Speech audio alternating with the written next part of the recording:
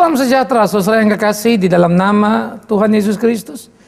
Kembali kita bertemu di dalam dimensi iman Kristiani. Membedah, mengulas, menggali, dan menemukan kebenaran menjadi semangat kita. Bergerak dalam kejujuran, sekalipun sering tak menyenangkan, tapi harus menjadi gairah yang kita hidupkan. Biarkan Alkitab berbicara. Apa yang ingin dibicarakannya tentang kebenaran. Bagaimana kita memahaminya dan menjalani, itu menjadi bisnis yang harus kita kerjakan. Saudara, kali ini kita akan berbicara tentang Elia. Suksesnya menjadi awal pelariannya. Wow, lagi-lagi kita akan melihat di Alkitab dan menemukan bagaimana hal-hal yang berlaku paradoks. Tanpa bertolak belakang, tetapi betul. Itu sebab selalu tidak mudah mengerti iman Kristen dengan utuh. Perlu kejelian, perlu ketelitian. Tapi sekaligus perlu kejujuran untuk bisa mengertinya. Sebelum kita lanjut saudaraku, kita akan lebih dulu berdoa. Mari kita berdoa. Kami bersyukur, kami berterima kasih ya Tuhan untuk cinta kasih-Mu dalam hidup kami. Tolonglah kami, tuntunlah kami di hari-hari kami. Supaya kami terus boleh berjalan di jalan-Mu, melakukan apa yang menjadi kehendak-Mu untuk puji hormat bagi nama-Mu. Berkati sertai kami dalam perenungan kami ya Tuhan. Baik hamba yang berbicara, tiap saudara yang mendengarkannya. Di dalam nama Tuhan Yesus Kristus Tuhan kami. Kami berdoa, bersyukur, mohon pimpinan Tuhan. Amin. Saudara yang kekasih, kita akan membuka Alkitab kita dari Raja-Raja. Ada di dalam 1 Raja-Raja pasal yang ke-19. Dan kita akan membaca bagian ini. 1 Raja-Raja 19 dikatakan begini. Ketika Ahab memberitahukan kepada Isabel segala yang dilakukan Elia dan perihal Elia membunuh semua nabi itu dengan pedang, maka Isabel menyuruh seorang suruhan mengatakan kepada Elia, beginilah kiranya para Allah menghukum aku bahkan lebih lagi daripada itu.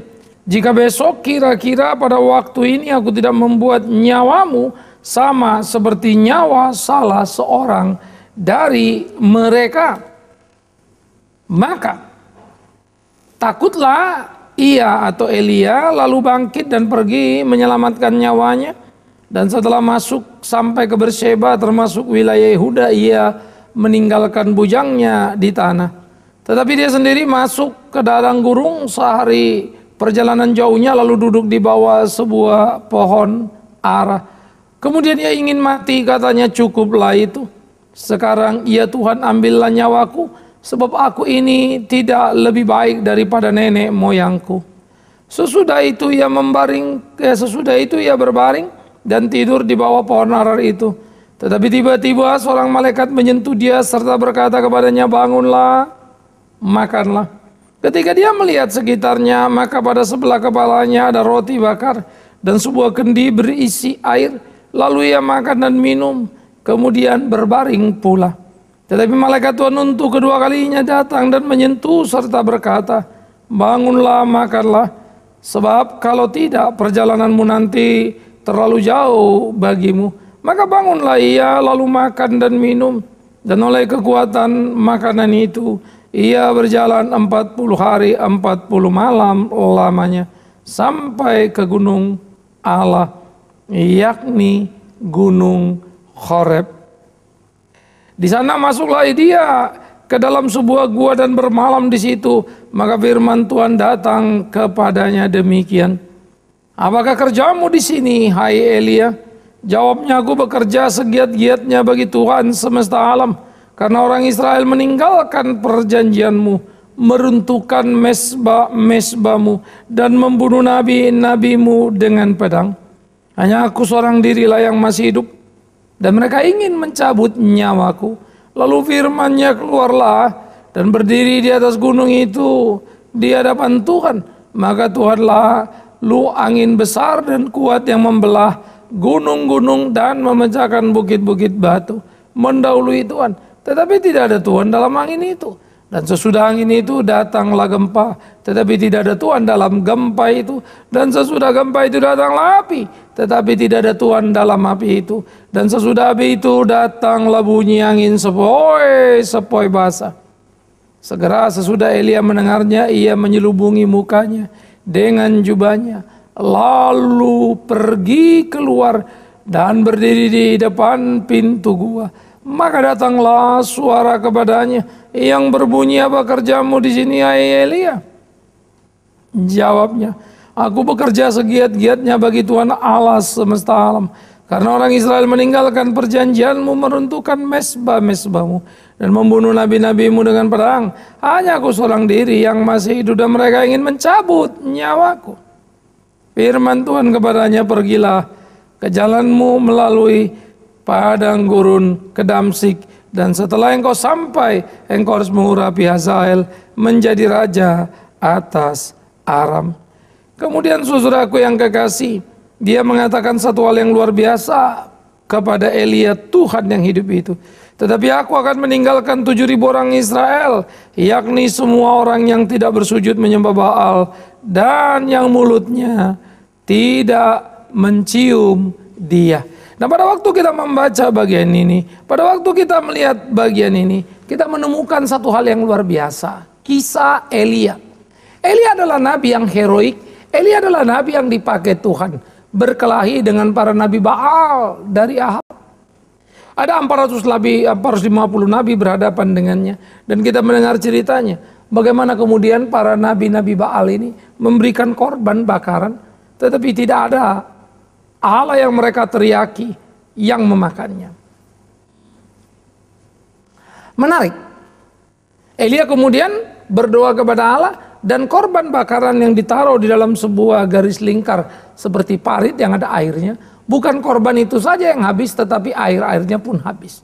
Dimakan oleh api Tuhan. Padahal dalam teori yin yang tentunya api kalah lawan air. Memang itu yang asumsi biasa kita pahami. Tetapi api Tuhan melahap air. Ya, ini menjadi luar biasa, bukan? Nah, oleh karena itu, ketika api itu melahap air dan bukan api menjadi mati, maka kita melihat kuasa Tuhan yang luar biasa itu. Nah, di sini kemudian kita menemukan satu hal, bagaimana spektakulernya Tuhan menyatakan karyanya terhadap Elia, dan bagaimana Elia dengan gagah perkasanya pada waktu itu menghabisi 450 nabi Baal. Lalu matilah 450 nabi Baal ini. Tidak sedikit, bukan? Banyak sekali jumlahnya. Nah, saudara-saudara, betapa gagahnya, betapa hebatnya, betapa luar biasanya Elia waktu kita menyorotnya. Elia tampil sebagai pahlawan, Elia hebat, Elia berperang, Elia menang. 450 nabi kalah. Mujizat Allah nyata. Kan itu ceritanya, bukan? Tetapi apa yang terjadi menjadi menarik, saudara. Ya, Elia kemudian dilaporkan oleh Ahab kepada Isabel istrinya, bahwa Elia sudah membunuh para nabi-nabi Baal. Itu membuat Isabel menjadi naik darah. Isabel memang adalah ratu yang dominan. Dia mempengaruhi sekali kehidupan daripada Ahab. Dia mengendalikan bahkan pergerakan perjalanan Ahab.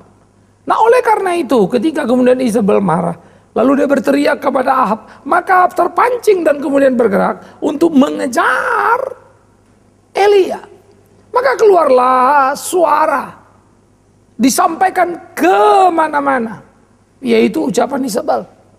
Aku berjanji, seperti pada hari ini, para nabi Baal itu dibunuh, aku akan membunuh Elia. Wah, saudara-saudara, geger, ternyata seluruh Israel bergolak. Berita dengan cepat beredar karena turun dari istana bahwa Elia akan dihukum mati, akan dibunuh. Saudara-saudara, kemudian Alkitab menceritakan kepada kita Elia memulai pelariannya. Kemenangan sekejap, sukses yang hebat. Kenapa jadi berbuntut kepada pelarian? Bukankah dalam kemenangannya Allah yang berkarya? Bukankah dalam kemenangannya Allah yang menunjukkan kuasa? Dan bukankah dalam kemenangannya Allah menyertai Elia sehingga 450 nabi Baal dibunuh sesuai perintah yang berlaku di hukum perjanjian lama? Siapa penyesat harus mati. Jadi Elia memenuhi kriteria sebagai orang yang menjalankan perintah Tuhan. Dan Elia mengalami demonstrasi yang sangat hebat. Bagaimana dengan heroiknya dia mengalahkan 450 nabi-nabi Baal. Tetapi sekarang dia terancam. Dia diancam. Pertanyaannya menarik. Apa yang dilakukan Elia? Oh, dia kan nabi besar. Apa yang dilakukan Elia? Elia mah bukan penakut, dia maju. Dia tantang Isabel. Apa kan kira-kira begitu? Tentu saja itu gambaran kita mengingat Elia yang luar biasa. Tentu saja itu gambaran kita mengingat Elia adalah nabi Allah. Tapi yang terjadi, justru Elia dikatakan menjadi takut dan pergi melarikan diri. Saudara, istilah menjadi takut memang kalau dilihat di dalam Masoretic Text, terjemahan awal daripada Alkitab Masoret itu adalah membuat Alkitab Israel itu dari bahasa ke bahasa yang lebih mudah, dari Ibrani ke Aram. Aram itu mengenal vokal, Ibrani itu tidak. Sehingga tanda-tanda kode-kode diberi pengertian. Ada nuansa sebetulnya di situ adalah lebih kepada ketika Elia melihat semuanya, ya, maka ia bertindak. Nah, jadi waktu dikatakan Elia melihat itu dan dia pergi. Melihat di situ bukan lebih kepada takutnya, tetapi kecewanya. Maka kalau kita melihat apa yang terjadi antara dia dengan Tuhan, kalau kita membaca lagi ceritanya, ya, tidak dikatakan di sana Elia jangan takut, enggak. Tetapi lebih kepada dialog, siapa yang bikin, siapa yang tumbuhkan, oh Tuhan, Tuhan, Tuhan, Tuhan. Lalu seakan-akan mau diajarkan kalau gitu, kenapa kau harus kecewa, kenapa kau harus marah, kan begitu ya. Nanti kita akan lihat. Jadi apa yang membuat Elia kecewa ini menjadi pertanyaan penting. Sehingga kekecewaan itulah sebetulnya membuat dia meninggalkan. Bukan ketakutan takut diancamnya. Bagaimana tidak kecewa, saudaraku? 450 Nabi Baal itu sudah mati. Allah sudah menunjukkan kuasa. Apinya memakan korban. Bahkan air di sekitarnya. Kenapa Israel tidak bertobat? Kenapa Israel tidak berbalik kepada Allah? Elia menjadi kecewa. Kalau gini buat apa itu dikatakan pada pasal sebelumnya. Buat apa aku melayani? Toh aku tidak lebih baik dari nenek moyangku. Entah siapa ini maksudnya dengan nenek moyangnya. Tetapi kalau kita melihat peristiwa yang dialami oleh Elia, mengertilah kita. Kemungkinan besar yang dibicarakannya adalah Musa. Seperti Musa membawa orang Israel keluar dari tanah Mesir menuju kepada tanah perjanjian. Menjengkelkan sekali apa yang dikerjakan oleh orang-orang Israel. Menyembah berhala lah, bersungut-sungut lah. Membuat Tuhan murka. Dan menjatuhkan murkanya kepada orang Israel. Nah, kalau Tuhan menyatakan murkanya kepada orang Israel, Tuhan memurkai Israel, maka kemudian apa yang terjadi? Satu waktu Musa juga berbuat salah dan ditegur Tuhan. Akhirnya Musa cuma sampai Gunung Nebo, tidak sampai ke tanah perjanjian. Saudara, ada kisah ini, ada alasan mengapa itu terjadi. Ya, kalau kita teliti kita lihat. Tetapi kita tidak sedang berbicara urusan Musa dulu, kita cuma membuat paralelnya. Kita kembali ke kasus Elia dan bagaimana Elia kemudian mengalami kesulitan. Dan dia bergumul dalam perjalanan kehidupan yang tidak sederhana itu. Nah, kita lihat kekecewaan Elia yang luar biasa itu. Maka kekecewaan ini membuat dia kemudian pergi dan makin jauh dan makin jauh dan makin jauh dan makin jauh dan makin jauh. Tetapi saudara dalam perjalanannya Elia tentu merasa capek, dia ingin mati katanya ya. Buat apa aku sekarang? Cabut saja nyawaku. Aku tidak lebih baik dari nenek moyangku. Dia jengkel, dia kecewa, dia kesal dengan apa yang ada. Tetapi kemudian bagaimana kita melihat ketika dia berbaring dikatakan tiba-tiba datanglah seorang malaikat dan berkata, bangun dan makanlah. Dilihatnya sekitarnya, ada roti bakar, ada kendi berisi air, dia makan, kemudian berpaling pula. Tapi malaikat Tuhan bilang, bangunlah, berjalanlah, karena kalau tidak perjalananmu nanti terlalu jauh bagimu. Maka jalanlah dia lalu makan dan minum. Oleh kekuatan makanan itu, ia berjalan 40 hari 40 malam lamanya. Roti yang dia makan, air yang dia minum yang Tuhan sediakan membuat dia kuat 40 hari 40 malam untuk tidak makan, tidak minum, lalu jalan terus. Artinya apa saudara? Dia kecewa dalam pelariannya, Kecewa bukan lebih ekspresi takut, tapi kecewa kenapa? Sudah dipakai Tuhan tapi kemudian juga fail. Nah, itu dengan segera menunjukkan kepada kita nuansanya. Dan kita melihat malaikat Tuhan tidak bilang sama dia, Elia jangan takut. Tuhan juga tidak bilang Elia jangan takut. Seperti ketika misalnya murid-murid mengalami ketakutan. Karena memang Elia tidak ada di sana, saudara. Tapi Elia ada pada kekecewaan mendalam. Sudah menjalankan tugas pelayanan, mujizat terjadi secara spektakuler, orang tidak bertobat. Nah karena itu kalau saudara berpikir mujizat ada lalu orang bertobat. Apa yang mempertobatkan orang? Artinya mujizat. Kalau itu yang mempertobatkan orang, mujizat. Bagaimana mau menjelaskan perjanjian baru itu? Entah berapa banyak mujizat dilakukan Tuhan Yesus. Yang dia dapat satu kok, dia disalibkan. Saudara mau cerita apa? Mujizat apa yang kurang dilakukan oleh para rasul? Semua mati satu-satu, mati syahid. Jadi kita harus tahu betul. Mujizat yang paling besar dalam hidup ini adalah pertobatan. Kita dipanggil bukan untuk membuat mujizat, tapi menyatakan kebenaran. Dan kebenaran yang kita nyatakan, Tuhan akan nyatakan kebesaran. Bahwa Tuhan akan bikin mujizat A, B, C, D, itu urusan Tuhan. Mujizat masih ada sampai sekarang. Tapi mujizat bukan barang mainan. Mujizat tidak sama dengan perdukunan. Kita mau bikin ini, bikin itu. Kalau dukun itu tergantung kekuatan dirinya, maunya apa. Kalau Tuhan itu adalah maunya Tuhan apa, maka dukun latihan. Terus mengembangkan tenaga dalamnya lah begitu ya, kepekaan dan segala macam. Tapi hamba Tuhan tidak menyerahkan diri kepada Tuhan. Nah jadi kalau kita melihat sukses daripada Elia, maka sukses besar Elia.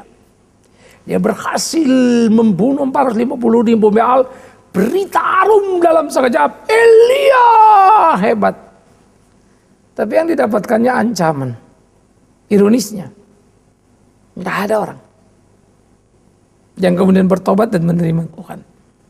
Maka Elia merasa dalam pelayanannya, buat apa aku memberitakan Injil itu kalau kemudian orang tidak bertobat dan menerima? Kekecewaannya semakin mendalam. Buat apa Tuhan pakai aku? Hamba Tuhan yang sungguh, hamba Tuhan yang benar seperti Elia. Kerinduannya adalah jiwa yang bertobat, bukan tumpukan harta. Hamba Tuhan yang benar, hamba Tuhan yang sungguh adalah seperti Elia, yang melihat jauh kepada jiwa-jiwa, melayani dengan strategi yang luar biasa.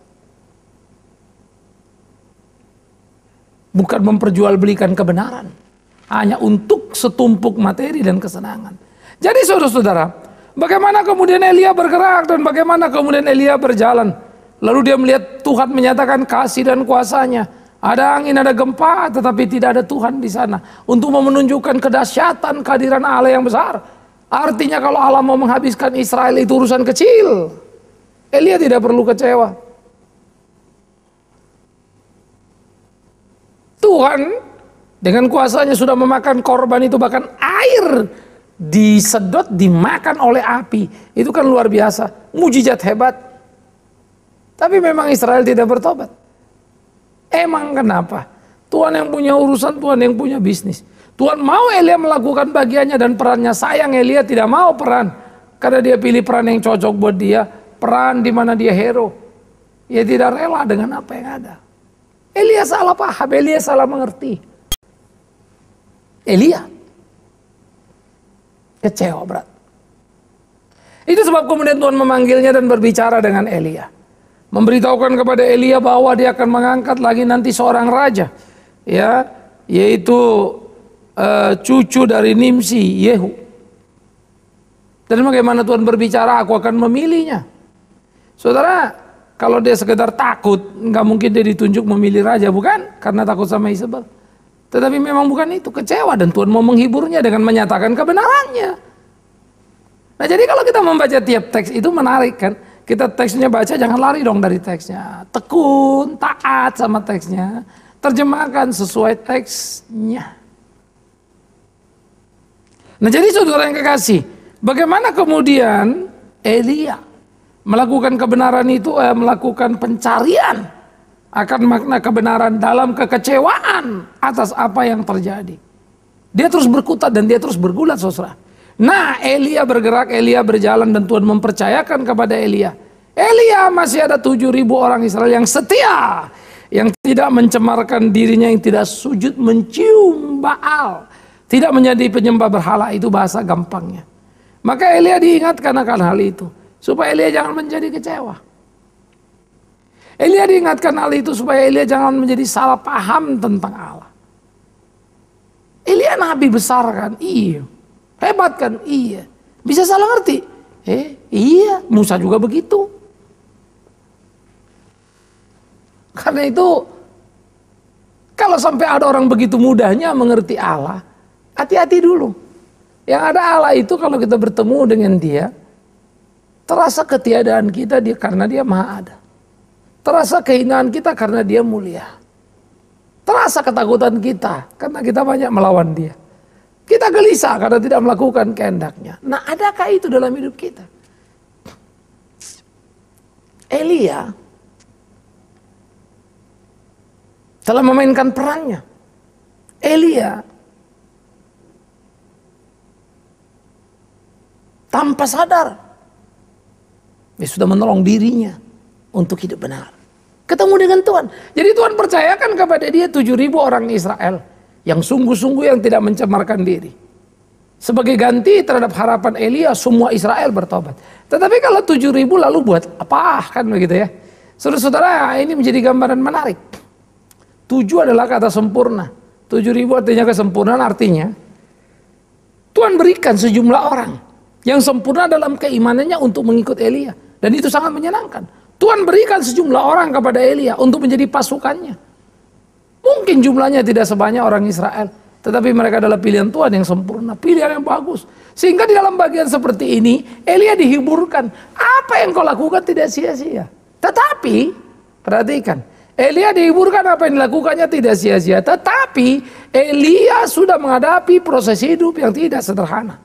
Menang berperang, mengalahkan para nabi Baal, 450 mati. Korbannya dibakar oleh api Allah, bahkan sampai air di situ pun habis. Kenapa kemudian dia tidak berhasil? Ya kecewa. Dia mau pergi menjauh. Tapi ternyata mau menjauh dari Tuhan pun dia butuh pertolongan Tuhan. Roh Kudus yang memimpin, memberi dia makan sampai dia bisa jalan dan bisa jalan dan bisa jalan. Kalau Tuhan mau hukum dia kan gampang ya. Mati saja. Dan engkau tidak layak hidup, kau penakutkan begitu. Tapi memang bukan itu persoalannya. Elia susah mengerti apa yang sebetulnya Allah mau.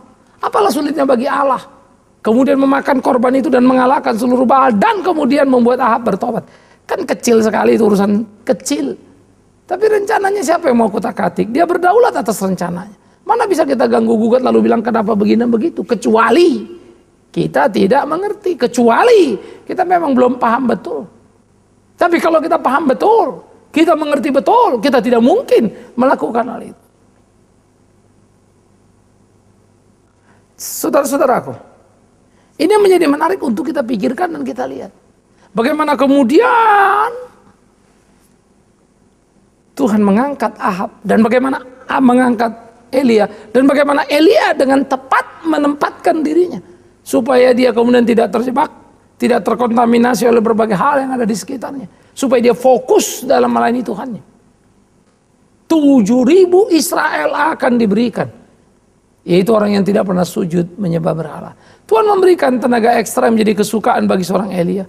Apa kesukaan seorang Elia? Apa kesukaan seorang hamba Tuhan? Apa kesukaan seorang pendeta? Ketika ada orang-orang yang dimenangkan dalam kesungguhan, bertobat dalam kesungguhan dan mau hidup sesuai kehendak Tuhan, bukan sekedar bilang, oh saya tobat, oh saya udah ini, saya udah itu. Bukan. Pertobatannya bisa dilihat dari kehidupan, dari buahnya. Saudara, bagaimana dengan kekinian hidup kita? Tidakkah kita menghadapi problema yang sama dalam hari-hari kita? Dan secara salah kita berharap supaya kita dipakai seperti Elia yang membunuh 450 Nabi Baal.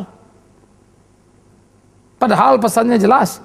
Kita mau belajar bagaimana Tuhan dalam dahsyatnya menghabisi Nabi Baal. Dan Tuhan menuntut kesungguhan pada kita, ketaatan pada kita untuk mengikut dia. Melakukan apa yang menjadi kehendaknya. Kan itu saudaraku. Itu yang harusnya kita perhatikan, itu harusnya kita lakoni, itu yang harusnya kita tekuni. Jangan sampai itu hilang dari hidup kita. Menjalankan apa yang menjadi kehendak Tuhan kita. Nah saya pikir inilah yang harusnya kita pikirkan, kita gumuli dalam kehidupan kita sebagai orang percaya. Bagaimana menjalani hari-hari kita dalam kesungguhan yang penuh, dalam kehendak Allah yang utuh, menjadi seperti Elia. Bukan sekedar menjadi orang yang pengen hebat, pengen mujizat dan seterusnya, tetapi tidak pernah mau bisa mengerti apa yang menjadi kehendak Allah, memahami, menikmati, bergumul di sana. Tidak ada mujizat membuat orang bertobat. Terlalu hebat mujizat untuk orang Israel, tetapi tidak mereka kembali. Bahkan ancaman yang mereka berikan mengancam Elia. Elia nabi berani. Elia bukan nabi penakut, tapi dia menghadapi realita yang mengerikan, saudaraku. Jadi jangan menina bobok dan jangan ternina bobok pula. Sehingga berpikir kalau sudah gini pasti mulus, kalau sudah gini pasti beres, nanti semuanya mulus, Tuhan akan tolong. Wah, tidak ada jalan susah, tidak ada yang payah-payah, semuanya oke. Apa iya? Belajarlah realistis, Tuhan beri kita otak ini untuk mikir. Belajarlah sungguh-sungguh. Karena kalau memang barang mahal kita mesti teliti. Mau jual diamond, mau jual mobil, kan kita hati-hati supaya jangan ketipu. Dan kalau mau beli supaya itu tidak salah, bukan? Apalagi soal kebenaran, apalagi soal kehidupan, bagaimana mungkin kita diam dan tidak menelitinya dengan sungguh-sungguh. Karena bagian ketiga adalah kemudian kita memikirkan, tiap orang tadi harus memperhatikan apa sebetulnya arah hidupnya dan mau kemana dia pergi. Elia telah menunjukkan kelas yang luar biasa. Dan Elia mendapatkan upah. Kerinduannya dipenuhi Tuhan dengan 7.000 orang Israel yang masih mau sungguh-sungguh mencari kehendak Tuhan. Tidakkah itu menyenangkan? Seharusnya itulah menjadi milik kita, semangat kita, gairah kita dalam hidup, keimanan kita. Menjadi Elia yang mengenukan papa membunuh para Baal, tetapi sekaligus menjadi Elia yang bisa belajar sehingga tidak perlu kecewa terhadap apa yang Tuhan putuskan, tapi menjalani dalam kesungguhan. Saudara yang kekasih dalam Tuhan Yesus Kristus, beginilah perkelahian kita, pertandingan kita dalam hidup kita. Sengit. Dan kita harus memenangkan pertempuran itu, harus memenangkan perkelahian itu di dalam dan bersama Tuhan Yesus Kristus. Kita nggak bisa abai, kita nggak bisa lupa. Kita harus lakukan semuanya dalam kasih-Nya. Elia sudah memenangkan pertempurannya. Musuhnya seorang raja. Bahkan seluruh istana. Tetapi Elia tidak pernah takut. Elia tidak pernah berubah. Bagaimana dengan kita? Ini pertanyaan yang serius sekali. Maka Elia dari suksesnya dia berjalan menuju ke pelariannya. Kan kadang kita bilang ironis ya. Kalau udah sukses hebat menang, wah naik-naik terus dong. Enggak tuh.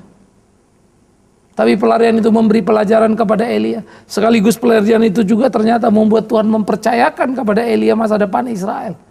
Raja yang akan dipersiapkannya. Dan gambaran 7.000 orang-orang yang setia akan melayani Tuhan dalam mengiringnya. Semoga kita semua menyadari hari-hari kita, melihat hidup kita dan bergaul dengan Tuhan kita. Semoga kita semua berjalan dalam pertanggungjawaban yang penuh, hidup menyenangkan Tuhan kita. Selamat memikirkan bagian itu.